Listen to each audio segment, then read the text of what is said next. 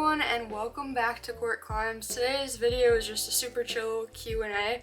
I have only done one of these, and it was back when I first started the channel, so I thought I would give everyone that just started following me and hanging out on Court Climbs a chance to ask some questions, and you guys did. So thank you to those of you that asked questions, and let's get right into it. So the first question from Chris is, why did you start YouTube? I started YouTube because I've always liked making videos. In high school, I used to be on like this video production team for my business club, and it was like one of my favorite things ever. I'm sure the videos that we made were terrible. They were like these videos about whatever topic the school decided that they wanted you to make a video about. I think one was like bullying, another one was about the importance of hydration, just like these really random topics, but I loved it. And even when I was really little, I would make like PowerPoint animations and I'd like time them all out. I went on this trip to Washington DC, and like 6 months before I went there, I was so excited, and I made this whole like timed out animation PowerPoint about Washington DC. It's like 30 minutes long. So I've just always really liked making videos, and the other thing that I really love doing is connecting with other people, and YouTube is like a great way to do that. So I just figured that why not? Like, climbing's something that I'm passionate about, and I like making videos, and I like hanging out with people, so YouTube seemed like a good way to do that. Okay, so Jacob asks, the best spot to start climbing in the Red River Gorge. I would say probably Muir Valley is a really nice place to start, just because everything's really well marked. It's not crazy to get to the parking lot, like you don't need a four-wheel drive vehicle, anything like that. There's also a lot of really nice beginner routes, so there's just a lot of different places, and the nice part about Muir is that they have the little plates in the rock below every route so that you can tell what route you're at and you're not just kind of like second guessing and looking at pictures. The other nice thing about Muir is that there's lots of people around, so if you need, if you do need directions or you do need any like minimal amounts of help to get where you're going, there's plenty of people around that you can ask, and there's also like good emergency services in case something were to go wrong. Like, cross your fingers that nothing goes wrong, but I would say start in Muir. What are your favorite Northern Ohio climbs and top ropes for beginners outdoors? Amy, I would say go to Whip's Ledges if you're looking for anything in Northern Ohio. It's going to have some bolted anchors at the top to set top ropes. The nice thing about Whips is that you can go up to the top and set top ropes and then like kind of scramble down. You don't have to rappel down, so that's really nice about Whips. The walls are around 30 feet, so they're shorter, they're not going to be anything too crazy, and they do have like lower grade climbs in some of the other areas. And honestly, for Northern Ohio, it's one of the only top roping places, especially for like closer to Cleveland area, unless you want to go more towards the east side of the state. Alright, the next question is from Coaster B1, and they ask, how are you always so relaxed, like in climbing and in life? So number one, I'm not always relaxed. What you guys are seeing on YouTube is like a curated highlight reel of my life. So I get to choose and pick and choose basically if you guys see if I'm relaxed or not. And because it's a lot more fun to watch like people that are having like happy times and relaxing times and good times, oftentimes some of the bad things or boring things get left out. So that's number one, is I'm not always relaxed, even though it might seem like it because of YouTube and my social media.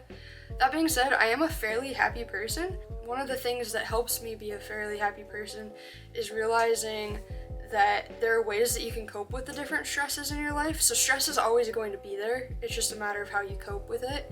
And for me personally, I know that I do best when I'm staying physically active, when I'm taking care of my body, like drinking water, stretching, eating my vegetables, things like that. And then 3, surrounding myself with people. So I'm very extroverted, you might be introverted, it might be that you need some time to yourself, but I need time around people, and those are the 3 main things that keep me relatively stress-free, or at least allow me to cope with the stresses that life gives me. If you're interested in hearing me talk more about like how I manage stress, let me know in the comments, because I can definitely make a video about that. Hi, yes, hello. The lighting and my outfit have changed. I just wanted to interrupt for a quick sec to show you about the new shirts that I made. They say Campus L Cap. So I was at the gym the other day and this little boy was climbing this route. He was bouldering and this girl comes up and she's like, "What are you doing? You have feet, you're gonna die." And he's like, "I'm not gonna die." And then he jumps down. He's like, "Plus, I would never do that if I was climbing El Cap." And it just like, it was really funny. It made me laugh a lot. So I made shirts. There's yellow shirts, there's green shirts, there's blue shirts, there's hoodies, there's long sleeves, and they are on my website underneath my merch tab. So go to courtclimbs.com, or you could just go to the link in the description below and you can get yourself a cool Campus L Cap shirt. And I'm gonna give all the proceeds that I make on my end to the Access Fund. So it's to support a great cause, and it's a funny shirt, and I think you should go get them. Okay, bye. Also, the next question comes from Court Climbs, and she asks if you should like this video, and I think that the answer is definitely a yes. Next up, B asked how to find climbing friends. So I actually made a video about this, so I'll go ahead and leave a little card to it up here. And I talk a little bit about how to make climbing friends, and then once you've found those climbing friends, things that you can do to get invited back on those trips again. So if you're interested in that, you can check it out. Michael asks, how do you balance conditioning for climbing with climbing? Long story short, I don't really train for climbing, although I am looking into purchasing a training plan from Lauren at Good Spray Coaching, and I'm very excited about that. I've never done any training for climbing really before, like done some hangboarding, some push-ups and pull-ups, like basic things, but I've never specifically actively tried to train. I did for a little bit and then I got injured, but I think it's because I was largely not doing it correctly. So yeah, long story short, I haven't really had the opportunity to balance training and climbing, but in the near future I will, and I plan to make a video about all of that, so I will get you an answer then. Are you still doing the podcast? I am still doing the podcast. Anna actually had COVID for a couple weeks, and then our schedules have just been really opposite, so it's been hard to get together. So I actually am probably going to bring some of my other friends on the podcast just so that we can keep it fresh and exciting, but I do plan to get the podcast back up and running, and you'll probably see another episode within the next couple weeks. I'm glad that you guys like the podcast. Okay, so somebody asked, how do you balance everything, like climbing, YouTube, and your career? So I would say that on average, I spend probably 75% of my life either climbing, doing YouTube, or working. And I guess my best piece of advice would be just take advantage of all of these small chunks of time in your day. If I have something like editing, I never edit when I'm not in the mood to edit, and I intentionally do that because if I try to edit and I'm just like not in the right headspace, or I'm just like distracted, my videos don't turn out nearly as well, and then you guys watching them don't enjoy them nearly as much. So I don't want to put out content that like I'm not proud of and that I don't think people will enjoy. So I just try to use all my small chunks of time throughout the day, and then those bigger chunks of time like in the most efficient way possible, which has definitely taken me a while to learn how to do that efficiently. When I first started YouTube, I literally would spend I'd get home from the climbing gym at like 9 o'clock at night, and then I would be up till like midnight or 1 trying to get videos out, which definitely isn't sustainable and isn't healthy. So I found a lot better work-life YouTube balance now, and that's really nice. And then as far as like balancing climbing and life, I climb 2 days during the week, and then I climb usually every weekend, or at least 3 weekends out of the month. And I feel like that's a good balance, like 4 or 5 days climbing during the week, and then those other couple days to rest, because rest is really important. So that's just how I do it, and then all the other life stuff fits in there somehow. Yeah, I don't know, works for me. I don't know if it'll work for you. Alright, Derek R asked, will you be climbing throughout the winter, and do you plan on doing more multi-pitch? So the answer to that is yes and yes. We will be climbing throughout the winter. It'll probably be a lot more indoor bouldering, indoor rope climbing, so you might see a little bit more indoor videos on the channel. But we also plan to boulder outside if it's not too cold. Bouldering you can get away with in a little bit colder conditions because you're not touching the rock, like the freezing cold rock, for so long. You can kind of warm up your hands. And we also have a couple of bouldering trips planned to different states that are a little bit warmer. Like we might go to Tennessee. Super excited about that. Then I have some friends over in Philly that we might go see and do like some diabase? Friction climbing over in Philly. So yes, we will climb throughout the winter. And as far as multi-pitch, I have a friend that has offered to take me out multi-pitching in the spring, so you can look forward to that. I know I'm looking forward to it. Whenever I film, there's literally always a train.